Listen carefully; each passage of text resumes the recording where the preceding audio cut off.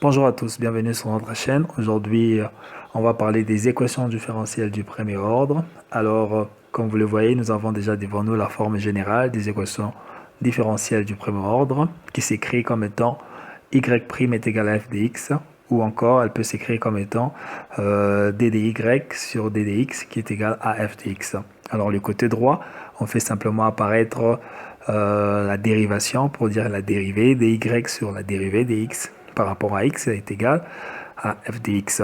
Alors c'est une manière de représenter les équations différentielles du premier ordre. Donc vous serez face à ces deux écritures, que cela ne vous complique pas. Alors commençons. Par définition, une équation différentielle est une relation entre la variable x, la fonction y de x, et ses dérivées successives. Comme vous le voyez, nous avons cette expression f de x, y, y second et jusqu'à yn qui sont la dérivée première, la dérivée seconde, jusqu'à la nème dérivée qui est égale à 0. Alors que cela ne vous complique pas à ce niveau, c'est juste la définition. Alors maintenant, on dit les fonctions différentielles sont catégorisées par ordre, donc il existe des équations différentielles d'ordre 1 ou bien du premier ordre, des équations différentielles du deuxième ordre, et les équations différentielles du troisième ordre ou les équations différentielles d'ordre 3, etc. Donc il y en a plusieurs sortes des équations différentielles. Alors, pour notre cas, on va simplement parler des équations différentielles du premier ordre, mais alors on veut vous montrer comment s'écrit les autres équations différentielles du deuxième ordre, par exemple, du troisième ordre et du quatrième ordre.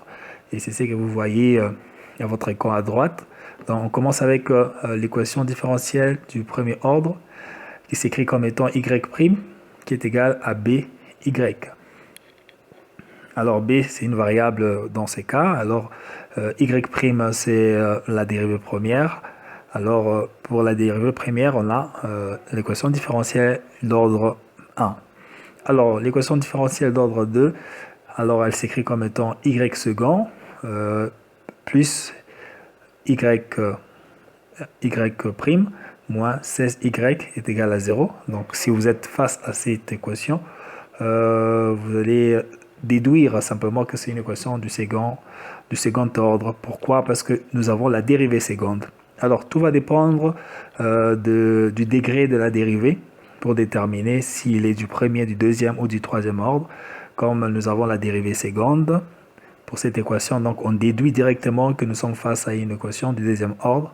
Comme nous avons la dérivée première, là pour notre premier exemple, on déduit que nous sommes face à une équation différentielle du premier ordre, et ainsi de suite. Pour l'équation différentielle du troisième ordre, donc nous serons face à une dérivée troisième. Alors cela peut s'écrire comme étant d au cube, donc ça veut dire d au cube de y sur d de x au cube. C'est une manière d'écrire la dérivée troisième de y, moins 4d de y sur d de x est égal à 0. Alors, cette équation est une équation différentielle du troisième ordre. Pourquoi? Parce que nous sommes face à une dérivée troisième qui figure dans l'équation. Alors, directement, on déduit qu'elle est du troisième ordre. Alors, on peut aussi l'écrire comme étant y 3'. Donc, nous avons 3' à l'exposant de y, moins 4x' qui est égal à 0. C'est tout à fait la même expression que celui-ci. Et alors, on voit que ici, nous sommes face à une dérivée première, on le représente ici. Et ici, nous sommes face à une dérivée troisième, et on l'exprime par ici. Alors, ceci représente une équation différentielle du troisième ordre. Et du quatrième ordre, nous avons une dérivée quatrième qui est présente dans l'équation. Nous avons cette écriture d4y sur dx exposant 4 moins d exposant 3y sur 2x exposant 3 plus 2d au carré y sur dx carré moins dy sur dx moins 36 est égal à 0. Nous sommes face à une équation différentielle du quatrième ordre. Alors cela peut s'écrire aussi de manière contractée comme étant y4 moins y3 3' plus y2' moins y' moins 36 est égal à 0. Vous pouvez les reproduire, ça sur votre cahier d'exercice pour une meilleure compréhension. Alors, évoluons. Alors, l'équation différentielle du premier ordre, voyons sa forme. Alors, comme nous l'avons vu au début, elle est de la forme y' qui est égale à f de x. Et ceci peut s'écrire comme étant d de y sur d de x est égal à f de x. Alors, comment on résout cette expression? Alors, c'est simple. Lorsque vous êtes face à cette écriture, ramenez-le à l'écriture pour faire apparaître les dérivés qui symbolisent la variation. Donc, la variation de y sur la variation de x est égale à f de x. Faites apparaître cette écriture afin que ça vous permette d'aboutir à un calcul sur les intégrales.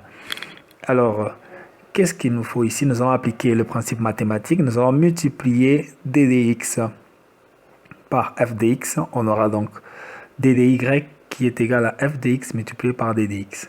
Là, on est face à une fonction dérivable. Alors, qu'est-ce que cela va nous donner? Pour trouver la valeur de y, on va simplement faire apparaître l'intégrale pour faire disparaître la dérivabilité ou la variable. Alors, on aura donc y est égal à intégrale de f de x est égal à, plutôt, y est égal à l'intégrale de f de x d de x. Donc, nous avons notre expression qui va nous permettre de calculer l'équation, de résoudre l'équation grâce bien sûr aux techniques de calcul d'intégration. Alors, continuons, j'espère que jusque-là je suis bien clair. Donc, lorsque vous avez cette forme d'équation, ramenez-le à la forme où vous faites apparaître les variations. Donc, on aura d de y sur d de x est égal à f de x. Après, vous appliquez les principes mathématiques. Vous aurez d de y est égal à f de x multiplié par d de x.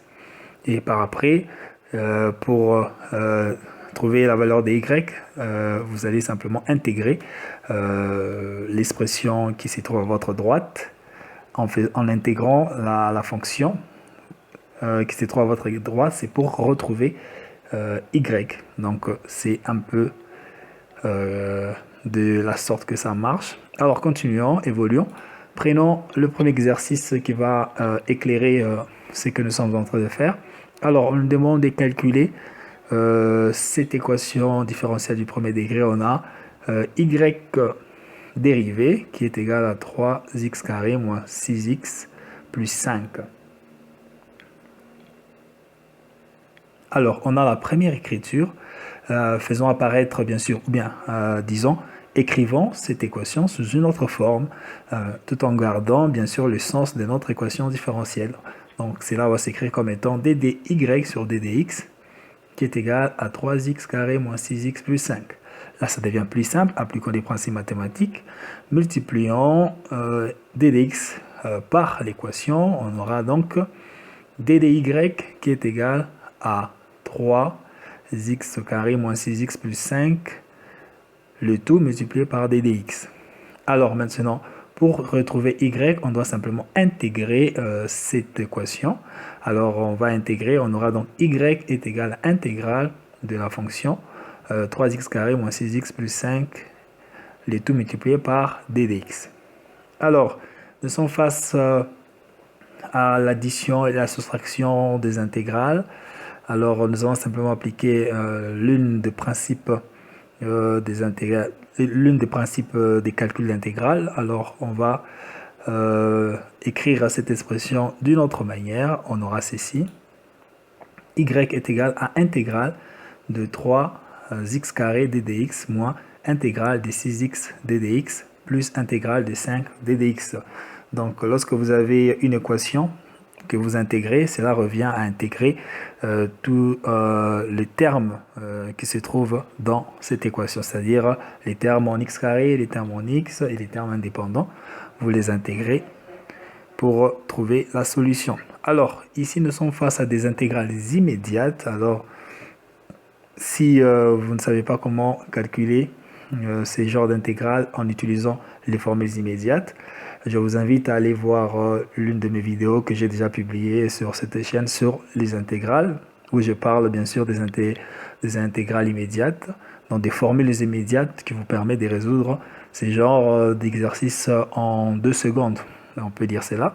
Alors, en appliquant la formule, les formules immédiates pour ces genres d'équations, ces genres d'expressions d'intégration, on aura ceci. Donc, y sera égal à 3x 2 plus 1, à 3x exposant 2x plus 1 sur 2 plus 1 moins 6x 1 plus 1 sur 1 plus 1. Et on aura plus 5 multiplié par x exposant 0 plus 1 sur 0 plus 1 plus c. Alors, si vous ne voyez que du feu, je vais vous expliquer. Alors, lorsque vous avez le terme x exposant n, donc exposant une certaine variable, cela revient, bien sûr, pour calculer l'intégrale, vous allez faire l'exposant plus 1 et puis le tout sur la valeur de l'exposant, c'est-à-dire l'exposant plus 1 se retrouvera au dénominateur. Alors, la formule simple, c'est lorsque vous avez intégrale de x exposant n d dx, cela revient à avoir comme solution x exposant n plus 1, le tout sur n plus 1. Donc, c'est ce que nous avons appliqué ici pour avoir cette expression. Donc, ne soyez pas perdus. Alors, en faisant ces simples calculs, on aura donc y est égal à 3x au cube sur 3 moins 6x carré sur 2 plus 5x sur 1 plus c.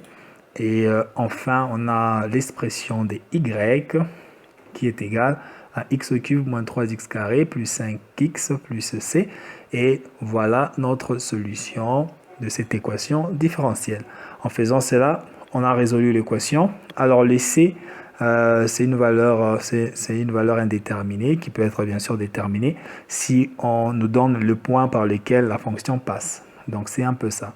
J'espère que cet exercice a contribué à votre compréhension sur les équations différentielles et nous allons sans plus tarder passer à l'exercice numéro 2. Alors, commençons notre exercice numéro 2. On nous demande de résoudre y dérivé qui est égal à x exposant 3 moins 3x carré plus 5x plus c si y passe par le point 1 et moins 1. Alors, de cette équation, voilà, c'est une continuité en fait. Donc, nous avons trouvé la solution à notre équation différentielle qui est y est égal à x exposant 3 moins 3x carré plus 5x plus c. Alors maintenant, le deuxième exercice vient continuer la première. Alors, on nous demande maintenant de résoudre cette équation différentielle. Alors, si y passe par le point 1 et moins 1. Alors, comment faire dans ces cas?